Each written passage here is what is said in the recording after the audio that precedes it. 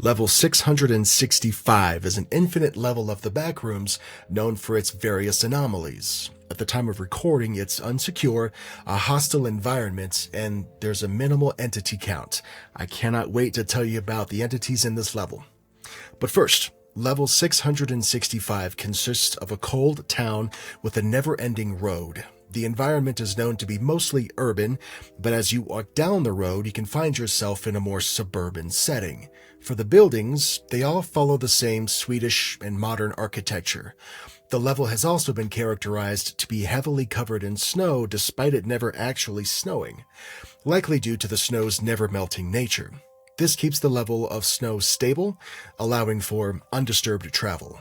And despite being able to enter the level in groups, there've never been any reports of different parties of wanderers meeting other parties on this level.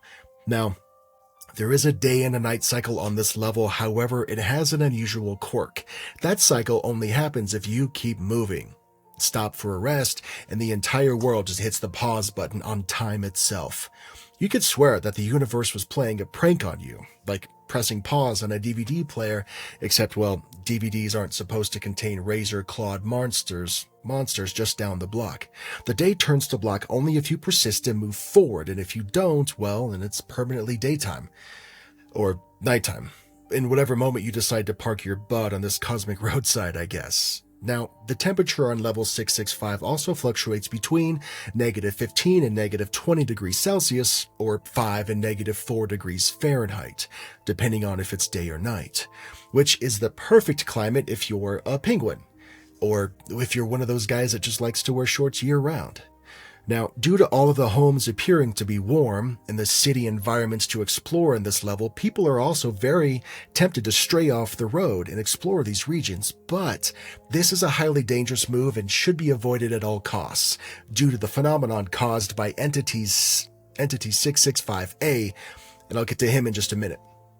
There are many anomalies on this level, but the most apparent one is the anomalous nature of the sides of the road. It's been observed that a feeling of dread starts to manifest depending on your position of the road. The closer you are to the sidewalk or the end of the road, the greater the intensity of this feeling. Now, this feeling of dread really starts to creep up when you're about 1 meter or 3 feet away from the sidewalk.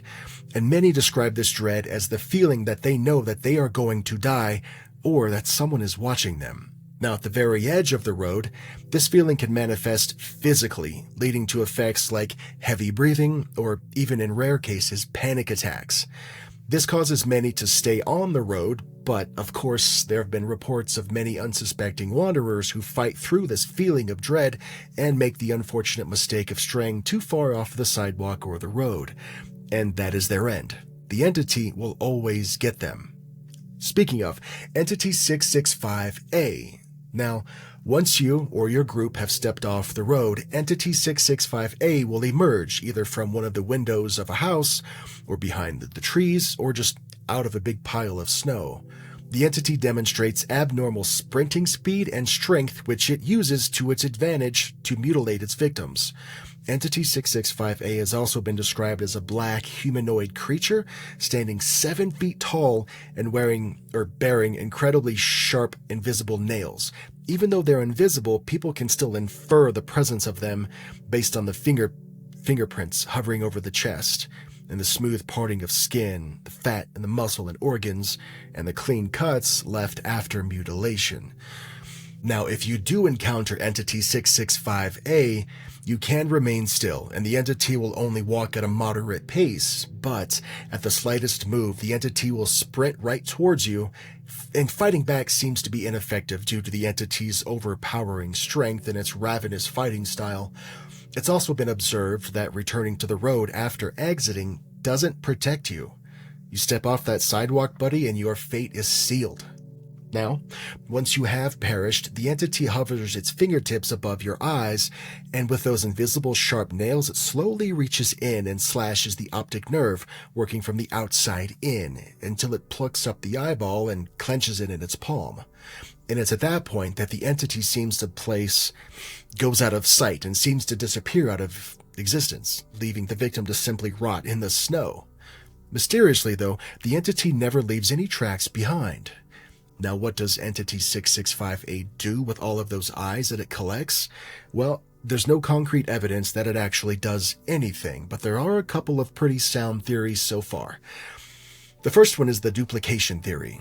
After professional interviews of the survivors had been conducted by the MEG, a specific part of their accounts piqued the researchers' interest. Several survivors who had lost their friends or family to Entity 665A recall them seeing the dead ones walking on the roads in the level.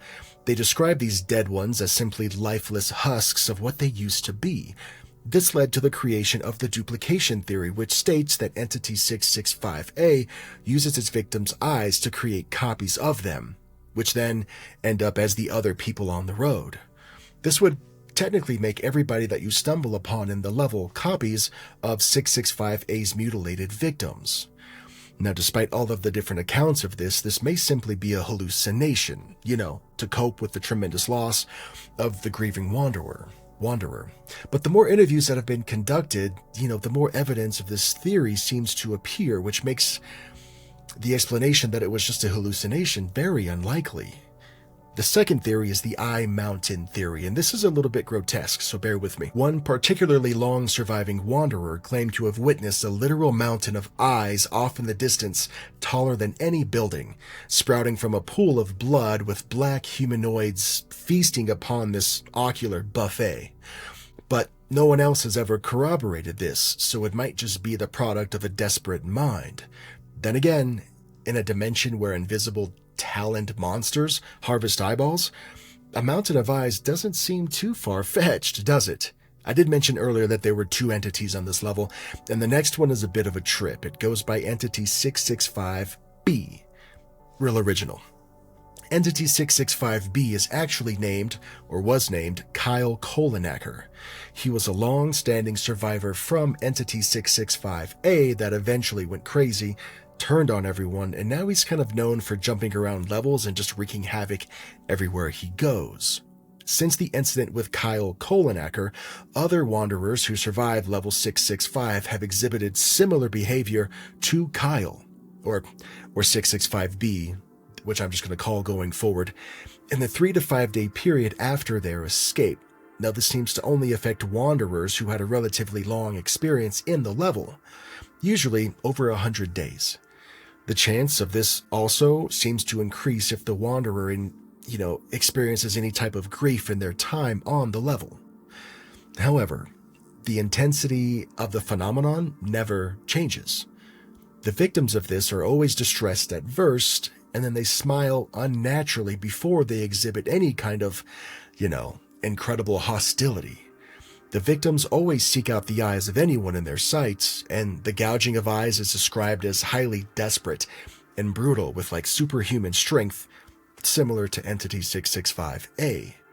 It's unknown what this phenomenon is or why Kyle, or 665B, was able to obtain the strength and the abilities from 665A, but it's believed to be some sort of supernatural infestation or possession, since the Wanderer is always seen giving cryptic messages and displaying an unnatural amount of glee before attacking. The victims of this are not considered human anymore and are therefore adopting the name Entity 665B. So Kyle's out there just making more Kyles. Great. As if dealing with road-bound isolation and an eyeball-hoarding entity wasn't enough, level 665 has another trick, the Disappearance Periods. Sometimes, people on other roads, or even on your own, will start acting weird. Maybe you see a stranger sitting on a bench staring directly at you, or a figure standing nearby with its back turned. This subtle oddity signals that you've got seconds to sprint in the opposite direction, because once the sky goes pitch black and the streetlights flicker, it's game over. These disappearance periods will yank a wanderer right out of existence with no second chances. Traveling with a group might reduce your odds of being singled out, yes, but complacency kills.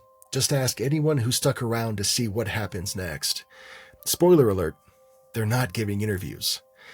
Now, if listening to this makes you want to try your luck, or avoid it altogether, you have to know how to get in and out of the level.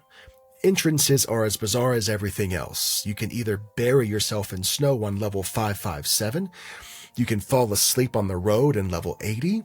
You can wait for a snowstorm to happen in level 790. You could watch the streets start to snow in level 172.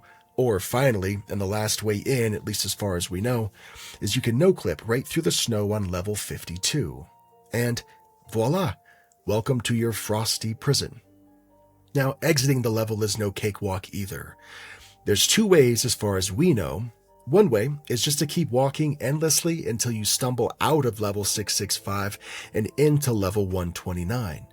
The second way involves noticing when snow starts to melt, which might lead you back to level 172.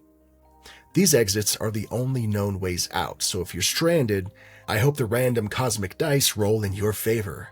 Level 665 is no postcard perfect winter wonderland. It's a desolate, infinite stretch of urban to suburban limbo, where day and night cycles depend on your willingness to keep moving, and stepping off the road invites a creature so vicious that it makes anything Robert Eggers has ever done look like the Disney Channel. It isolates you from the comforts of society, and even if you do survive, it might just send you off with a parting gift of body-hopping ocular obsession. If you're watching this on YouTube, I want to say thank you. I hope you stick around and watch another. And if you're listening on a podcast, also thank you. Maybe leave me a rating. I would appreciate it. See you in the next one.